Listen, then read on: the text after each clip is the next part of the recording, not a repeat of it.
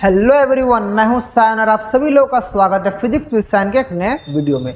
तो विक्रांत बैच जो आप लोग 2025 के बोर्ड्स में चालू किया गया है, उसमें एक और टॉपिक लेके हम लोग आ चुके हैं। तो हम लोग क्या पढ़ रहे थे कैपेसिटर्स के अंदर। पिछले दिन हमारा जो पहला लेक्चर था कैपेसिटर में, उधर हमने क्या पढ़े थे, उधर हमने बेसिक इंट्रोडक्शन ऑफ कैपेसिटर पढ़े थे और उसके बाद हमने पैरेलल प्लेट कैपेसिटर के बारे में हमने पढ़े थे। तो आज उसी टॉपिक में बढ़ते हुए आगे हम लोग टाइप्स ऑफ कैपेसिटर आप लोगों को बोले थे। तो टाइप्स ऑफ कैपेसिटर में हमने पैरेलल प्लेट कैपेसिटर डिस्कस कर लिया। आज के इस वीडियो में हम लोग डिस्कस करेंगे स्फेरिकल कैपेसिटर और सिलिंड्रिकल कैपेसिटर। तो चलिए कॉपी और पेन निकाल लीजिए। बहुत ही ईजी टॉपिक है और बहुत ही इंटरेस्टिंग टॉपिक है दोनों। इसको आज कवर करेंगे एक ही वीडियो के अंदर। तो सबसे पहले हम लोग पढ़ेंगे स्फेरिकल कैपेसिटर। जिन लोगों ने नहीं देखा मेरे पैरेलल प्लेट कैपेसिटर का वीडियो, उसका लिंक मैं नीचे डिस्क्रिप्शन में देख के रख रहा हूँ, आप लोग चेकआउट कर लीजिएगा। क्योंकि पैरेलल प्लेट कैपेसिटर इन तीन कैपेसिटर का टाइप होता है, पैरेलल प्लेट, स्फेरिकल और सिलिंड्रिकल। सबसे इंपॉर्टेंट है पैरेलल प्लेट कैपेसिटर, तो उसको थोड़ा फॉलो कर लीजिए। तो आज हम लोग पढ़ेंगे क्या, स्फेरिकल कैपेसिटर। स्फेरिकल कैपेसिटर, तो स्फेरिकल कैपेसिटर कैसा दिखने में होता है, तो एक स्फीयर रहता है। एक स्फेरिकल कैपेसिटर मतलब एक स्फीयर। तो अगर इसका रेडियस है r और इसमें कितना चार्ज इंड्यूस है, इसमें मैं बोल दे रहा हूं, इसमें चार्ज इंड्यूस है प्लस q। इसमें चार्ज इंड्यूस कितना है सर, इसमें चार्ज इंड्यूस है q, चार्ज इंड्यूस है, चार्ज q इंड्यूस है। तो अकॉर्डिंग टू गॉस लॉ हमें क्या पता है, अकॉर्डिंग टू गॉस लॉ अगर यहाँ पर एक पॉइंट P है, तो इस पूरा जो स्फेरिकल शेल है या जो पूरा जो सॉलिड स्फीयर है, इस स्फीयर के लिए कितना हमारा इलेक्ट्रिक फील्ड होगा, गॉस लॉ। तो फ्रॉम गॉस लॉ का एप्लीकेशन में मैंने किया था इलेक्ट्रोस्टैटिक्स में, हमने जो गॉस लॉ पढ़ाया था, गॉस लॉ पढ़ाने का टाइम इधर हमारा क्या निकल रहा था, इस तरफ क्या है, इलेक्ट्रिक फील्ड है, इस तरफ इलेक्ट्रिक फील्ड है। तो यहाँ तक गॉस लॉ से हमारा जो निकला था वो क्या निकला था, गॉस लॉ से इलेक्ट्रिक फील्ड, गॉस लॉ से इलेक्ट्रिक फील्ड क्या निकला था, एक हमारा एक स्फेरिकल शेल के लिए क्या निकला था, याद कीजिए 1/4 pi epsilon not Q by R square था, यही तो था इलेक्ट्रिक फील्ड था 1/4 pi epsilon not Q by R square. और डायरेक्शन था इस तरफ, ये डायरेक्शन मैंने क्या बोला था, ये डायरेक्शन किस तरफ है, आर कैप, आर का डायरेक्शन है आर कैप, ये डायरेक्शन है। तो यहाँ से हमारा पोटेंशियल क्या निकला था, तो यहाँ से हमारा पोटेंशियल क्या निकला था, 1/4 pi epsilon not Q by R, ये हमारा पोटेंशियल निकला था, इस स्फीयर के लिए पोटेंशियल निकला था। तो यहाँ से अगर मैं कर सकता हूँ Q by V equals to, देखिए Q by V equals to क्या होगा, 4 पाई एप्सिलॉन नॉट R। और हमें क्या पता है Q बाई V का मतलब ही क्या है, capacitance, that is 4 pi epsilon naught R। यहाँ पर C क्या है, C है Q बाई V। तो capacitance of parallel plate capacitor क्या था, पैरेलल प्लेट कैपेसिटर में याद कीजिए, पैरेलल प्लेट के लिए क्या था, K epsilon not A by D, ये था पैरेलल प्लेट के लिए। और स्फेरिकल कैपेसिटर के लिए क्या आ गया, 4 पाई एप्सिलॉन नॉट R। ठीक है, समझ पा रहे हैं कैसे हो रहा है। तो यह है स्फेरिकल कैपेसिटर के लिए। तो स्फेरिकल कैपेसिटर के लिए तो हमारा कैपेसिटेंस मैं अच्छे से लिख रहा हूँ, देखिए बहुत ही ईजी एक्सप्रेशन है। तो capacitance for a spherical capacitor कितना आया, C equals to 4 pi epsilon naught R। 4 pi epsilon naught का वैल्यू क्या है, हमें पता है 1/4 pi epsilon naught, 1/4 pi epsilon naught का वैल्यू है 9 into 10⁹ newton metre square coulomb -2 में पता है। तो 4 पाई एप्सिलॉन नॉट का वैल्यू क्या होगा, तो देयरफॉर 4 पाई एप्सिलॉन नॉट का वैल्यू हो जाएगा इसका रिवर्स। सो 1/9 इंटू 10⁹ न्यूटन, इसका उल्टा हो गया तो क्या होगा, उल्टा हो जाने से यूनिट भी चेंज हो जाएगा, newton inverse metre -2 coulomb square, ये हो जाएगा। तो 4 पाई एप्सिलॉन नॉट का वैल्यू क्या हो गया, तो C इक्वल्स टू हमारा, अगर CGS में तो 4 पाई एप्सिलॉन नॉट ये किस में है, SI में, और CGS में वैल्यू है 1, किस में, CGS में 1। तो C इक्वल्स टू R कब होगा, CGS मेथड में, और R बाई 9 इंटू 10⁹ कहाँ होगा, SI सिस्टम में, ये होगा वैल्यूज। ठीक है, होगा। और अगर यह एक डाइलेक्ट्रिक मीडियम होता, ये तो मैंने बोला नॉर्मल मीडियम में, एयर या वैक्यूम में, और इधर अगर ये जो मेरा स्पेरिकल कैपेसिटर है ये कोई दूसरा एक मीडियम में रहता है जिसका डाइलेक्ट्रिक कांस्टेंट अगर के होता है, if the capacitor is placed in an dielectric medium के, तो हम लोग क्या करेंगे, C equals to 4 pi epsilon naught के आर। तो एक मेरा सिर्फ के मल्टीप्लाई हो जाएगा। कब मल्टीप्लाई होगा के? जब हमारा एक डाइलेक्ट्रिक मीडियम होगा, नहीं तो मेरा ये फॉर्मूला होगा। तो ये था expression of capacitance for a spherical capacitor. बहुत ही इजी है, समझ गए। अभी 2-3 प्रॉब्लम यहाँ से हम लोग डिस्कस कर लेते हैं। तो एक क्वेश्चन आप लोगों को मैं एक इजी क्वेश्चन पहले कराता हूँ, फिर करेंगे, देखेंगे कैसे कैसा टाइप का क्वेश्चन आता है। तो अगर मैं आप लोगों को बोलूँ, अगर एक क्वेश्चन आप लोग सिंपल एक क्वेश्चन से स्टार्ट कर रहा हूँ, the radius of a spherical capacitor is 2 centimeter. Find its capacitance.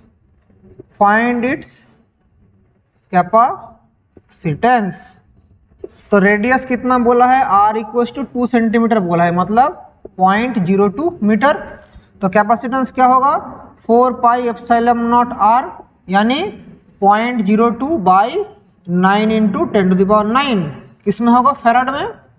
तो देखिए, तो मैं 0.02 क्या लिख सकता हूँ, 2 इंटू 10⁻2 लिख सकता हूँ, 9 ऊपर जाएगा और 10⁻⁻9 और 2/9 ऐसा रहेगा। तो 2/9 10⁻11 फेराड। तो this is our required capacitance. 2/9 कर लेंगे, जो होगा सॉल्यूशन करने के बाद हम लोग का आ जाएगा। ऐसा करके हम लोग कैपेसिटेंस निकालेंगे। यहाँ से स्पेरिकल कैपेसिटर से जो इंपॉर्टेंट टाइप का क्वेश्चन आता है, कैसा टाइप का, यहाँ से एक पैटर्न का क्वेश्चन बहुत आता है कि बोल देगा इतना सारा वाटर ड्रॉपलेट्स फॉर्म होकर एक बड़ा ड्रॉप बन रहा है। तो ऐसा टाइप का प्रॉब्लम आता है। तो 1-2 प्रॉब्लम मैं उधर से भी डिस्कस कर लूँगा। मैं क्वेश्चन लिख दे रहा हूँ, आप लोग समझेंगे। अगर मैं क्वेश्चन कराऊँ, क्या क्वेश्चन बोल रहा हूँ, चलिए आप लोगों को ये वाला क्वेश्चन कराता हूँ, बहुत इंपॉर्टेंट है स्पेरिकल कैपेसिटर से। जैसे 64 वाटर ड्रॉपलेट्स, ऐसा किसी किसी बुक में 64, किसी किसी बुक में 8, किसी किसी बुक में 16 ऐसे करके रहता है। तो 64 वाटर ड्रॉपलेट्स, इसको 64 आइडेंटिकल वाटर ड्रॉपलेट कीजिए। 64 identical water drops forms together a large drop if potential across each small drop is 9 volt, then what is the potential across the larger drop, the large drop। तो question समझिए। Question बोला है 64 identical water drop form together a large drop. तो ऐसा करके कितना, बहुत सारा वाटर ड्रॉप है, आइडेंटिकल बोला हूँ, बहुत सारा वाटर ड्रॉप है, सब एक साथ कंबाइन होके एक बड़ा वाटर का ड्रॉप फॉर्म किया है। ये क्वेश्चन में दिया है। तो हर एक जो छोटा छोटा वाटर ड्रॉपलेट्स है, इसके अंदर पोटेंशियल है 9 वोल्ट। तो बड़ा जो वाटर ड्रॉप है, इसमें पोटेंशियल कितना होगा, ये प्रॉब्लम है। तो अगर ये जो मेरा छोटा छोटा वाटर ड्रॉपलेट है, इसका रेडियस अगर r होता है, ये जो बड़ा ड्रॉप है उसका रेडियस अगर कैपिटल R होता है, तो इसका वॉल्यूम कितना होगा, इसका वॉल्यूम होगा 4/3 पाई स्मॉल r क्यूब, इसका वॉल्यूम होगा 4/3 पाई कैपिटल R क्यूब। तो बोला है 64 वाटर ड्रॉपलेट। तो मेरा जो बड़ा ड्रॉप का जो वॉल्यूम होगा वो कितना टाइम्स होगा स्मॉलर ड्रॉपलेट का, 64। तो एक का वॉल्यूम कितना है, दिस, तो दिस इंटू 64। तो 64 इंटू 4/3 पाई r क्यूब। ये मैंने क्या किया, एक छोटा वाटर ड्रॉपलेट का वॉल्यूम है इतना, तो कितना मिलके 64 मिलके एक बड़ा ड्रॉपलेट हुआ। तो एक का वॉल्यूम का था 64 मल्टीप्लाई कर दिया, तो क्या हुआ, एक बड़ा वाटर ड्रॉप हो गया। यस, हो गया। तो यहाँ से क्या होगा, r cube equals to 64 r cube. तो इसको अगर हम लोग क्यूब रूट करेंगे तो क्या होगा 64 whole to the power 1/3 r, तो क्या होगा 4 4 the 16 4 the 64 that is 4r। तो रिलेशन आ गया r इक्वल्स टू 4r। ये है लार्ज वाटर ड्रॉप और स्मॉल वाटर ड्रॉप के रेडियस के बीच में रिलेशन हमारा आ चुका है, r इक्वल्स टू 4r। तो इसको हमें मिल गया है। अभी हम लोग क्या करेंगे, हमें क्या पता है potential across each small drop बोला है 9 वोल्ट। तो पोटेंशियल अक्रॉस ईच ड्रॉप कितना बोला है 9 वोल्ट। और capacitance of each small drop कितना है, कैपेसिटेंस कितना होगा ईच स्मॉल ड्रॉप का, रेडियस नहीं पता, क्या पता आर पता है, तो क्या होगा 4 पाई एप्सिलॉन नॉट आर, ये होगा कैपेसिटेंस।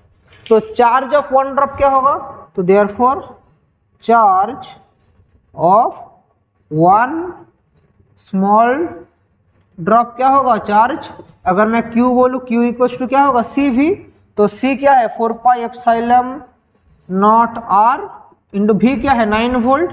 तो इतना हमारा क्या होगा, इतना कूलम हमारा चार्ज होगा, इतना कूलम चार्ज होगा, ठीक है, इतना कूलम चार्ज होगा। और अगर हमारा टोटल चार्ज कितना होगा स्मॉल ड्रॉप का, तो टोटल कितना एक स्मॉल चार्ज मतलब एक स्मॉल ड्रॉप का चार्ज है इतना, टोटल कितना तो छोटा वाटर ड्रॉप है 64। तो देयरफॉर टोटल चार्ज क्या होगा 64Q, that is 64 into 4 pi epsilon naught R into 9 coulomb, कितना होगा 64 4 pi epsilon naught R into 9 coulomb, ठीक है, ये हो रहा है। तो अभी हम लोग क्या करेंगे, तो देयरफॉर हमें क्या पता है charge of the larger drop, therefore charge of large drop equals to total charge of small drops, total charge of small drops. तो चार्ज ऑफ लार्ज ड्रॉप मतलब क्या है, चार्ज ऑफ लार्ज ड्रॉप क्या होगा, अगर मैं उसको बोलूं Q इंटू भी, sorry charge of large drop को अगर मैं Q बोलूं तो Q इक्वल टू 64Q, ये होगा लार्ज ड्रॉप का अगर चार्ज मेरा कैपिटल Q है तो स्मॉल चार्ज 64Q। तो Q का जगह हम लोग क्या लिख सकते हैं इसका कैपेसिटेंस, तो C into V dash, V dash क्या है लार्ज पोटेंशियल मतलब लार्ज ड्रॉप का पोटेंशियल, C क्या है हमारा जो लार्जर ड्रॉप है उसका capacitance equal to 64 into 4 pi epsilon naught R into 9। अभी हमें C का वैल्यू पता है, C है लार्ज ड्रॉप का पोटेंशियल, वो क्या है 4 pi epsilon not capital R. अभी मैंने देखा एक लार्ज ड्रॉप का कैपेसिटेंस कितना होता है 4 पाई एप्सिलॉन नॉट आर, उसका रेडियस r है, into V dash equals to 64 into 4 pi epsilon naught R into 9। तो यहाँ से भी डैश क्या होगा 64 into 4 pi epsilon naught R into 9 by 4 pi epsilon naught R, cut गया 4 pi epsilon cut गया। तो इसको हम लोग अगर इधर सॉल्व करें तो देख लेते हैं क्या होगा। और हमें क्या पता है capital R equals to 64 into R into 9, capital R equals to कितना स्मॉल r 4, तो capital R equals to 4r, ये रिलेशन हमने बिठा दिया। तो देखिए आर आर कैंसिल हो गया, तो 4 इंटू 9 सॉरी 4 इंटू 16 64, तो 9 16 कितना होता है 9 6 54, 9 1 144 वोल्ट।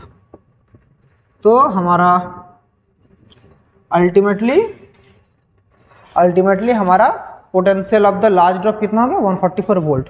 यही क्या है पोटेंशियल ऑफ लार्ज ड्रॉप, समझे, यही है हमारा potential of the large drop. तो ऐसा टाइप का प्रॉब्लम आता है, ऐसा टाइप का प्रॉब्लम हम लोग को समझना पड़ेगा, ज़्यादा हार्ड नहीं है, ऐसा टाइप का एक प्रॉब्लम आता है।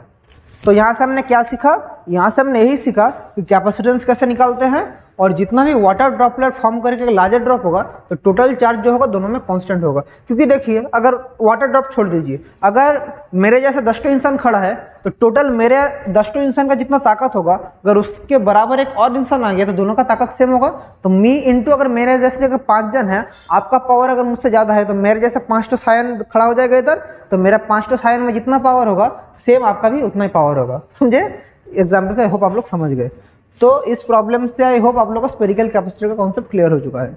स्पेरिकल कैपेसिटर कुछ भी नहीं है, मेनली हमारा कैपेसिटेंस का जो फॉर्मूला हमने निकाला इसी को निकालना इंपॉर्टेंट है। समझ गए स्पेरिकल कैपेसिटर?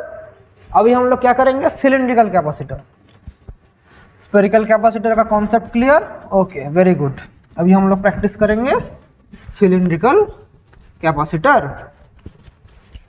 तो देख लेते हैं वो क्या है। तो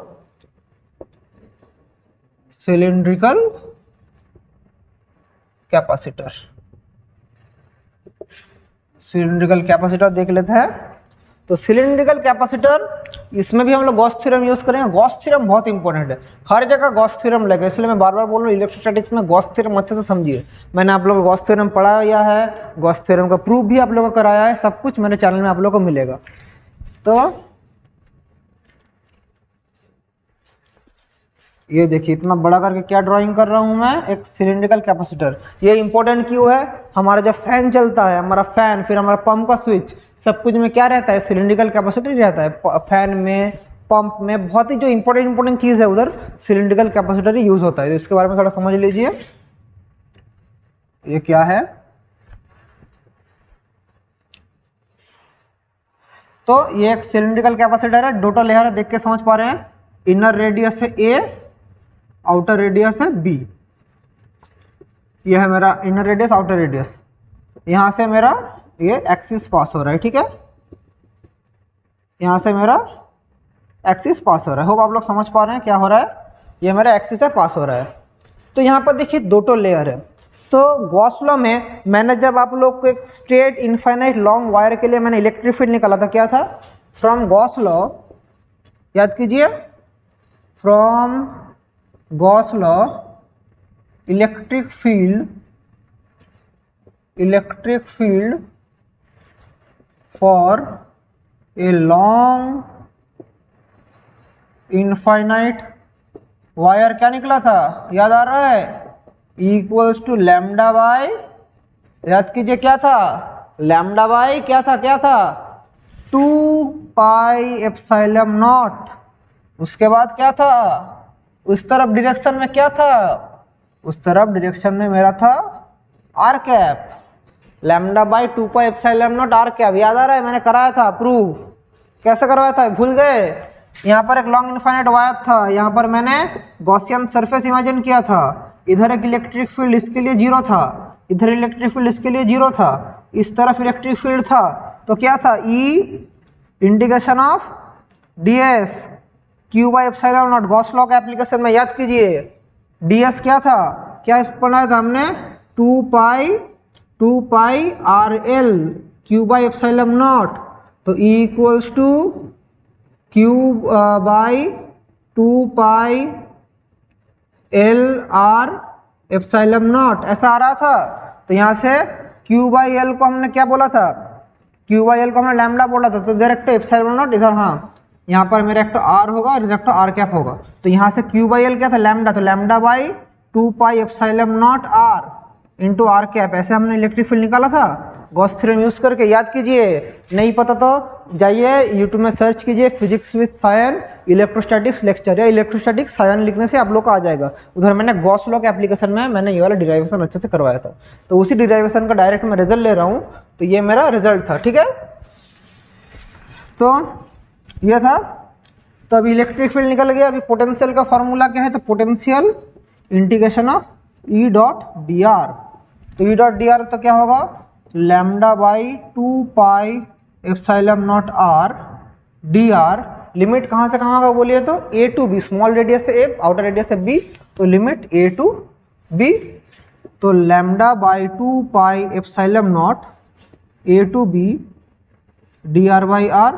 तो lambda by 2 pi epsilon nought ln R A to B lambda by 2 pi epsilon nought ln B minus ln A, तो lambda by 2 pi epsilon nought ln B by A. तो ये है मेरा पोटेंशियल। तो मेरा क्या पोटेंशियल निकला, एक सिलिंड्रिकल कैपेसिटर का पोटेंशियल हमारा क्या आ गया, तो हमारा सिलिंड्रिकल कैपेसिटर का पोटेंशियल आ गया lambda by 2 pi epsilon nought ln B by A, ln B by A. तो कैपेसिटेंस का फॉर्मूला क्या है, सिलिंड्रिकल कैपेसिटर का कैपेसिटेंस का फॉर्मूला क्या है, सी क्यू बाई वी।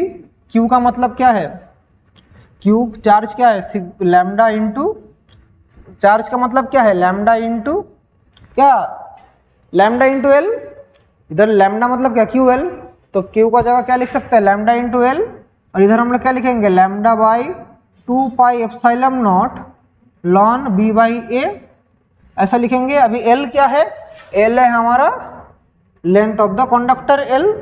तो देखिए लैम्डा लैम्डा कट जाएगा, तो क्या पड़ा रहेगा, तो क्या पड़ा रहेगा 2 pi epsilon not L ln B by A. This is the capacitance for a cylindrical capacitor, ये नॉर्मल में।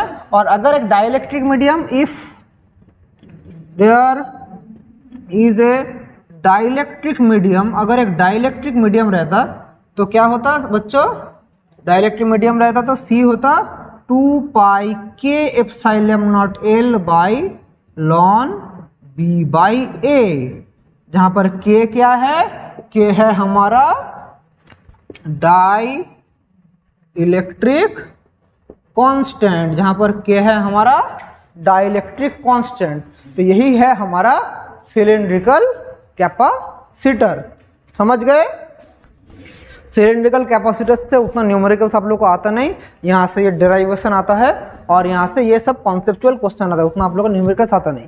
फिर भी अगर किसी भी साल में पास्ट ईयर में कोई भी क्वेश्चन सिलिंड्रिकल से आया है वो मैं आप लोग को इधर में कराऊंगा।